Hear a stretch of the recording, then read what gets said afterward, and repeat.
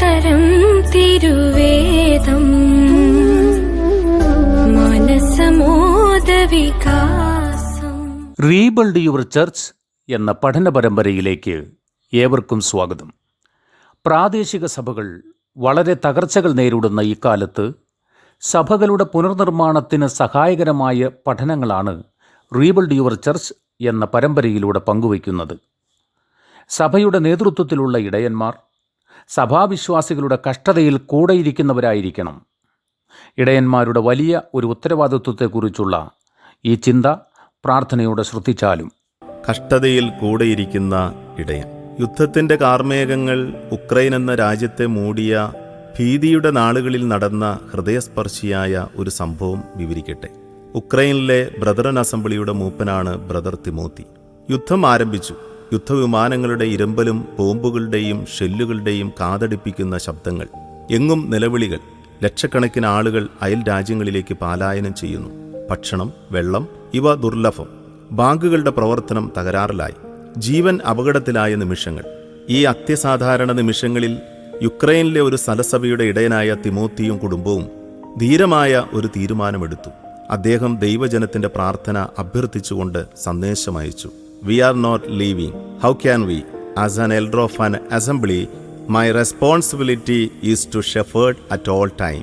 സഭകളുടെ മൂപ്പന്മാർക്ക് വിശ്വാസികളോടുള്ള ഉത്തരവാദിത്ത ബോധമാണ് ബ്രദർ തിമോത്തിയുടെ വാക്കുകളിലൂടെ വെളിപ്പെടുന്നത്.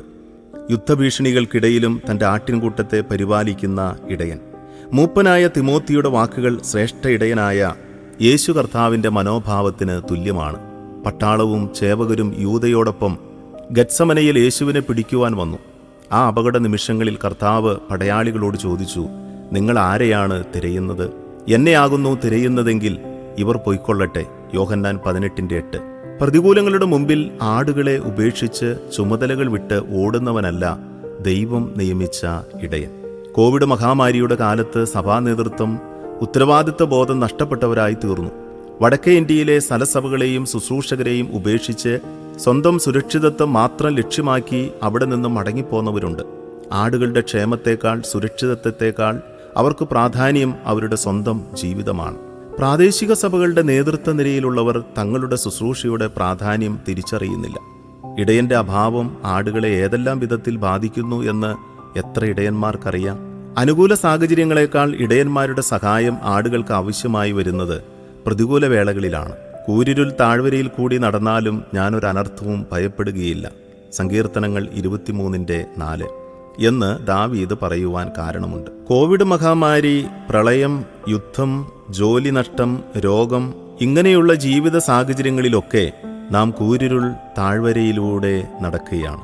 തങ്ങളെ നടത്തുന്ന ഇടയന്റെ സാന്നിധ്യം അവർ ഏറെ ആഗ്രഹിക്കുന്നത് പ്രതികൂല വേളകളിലാണ്.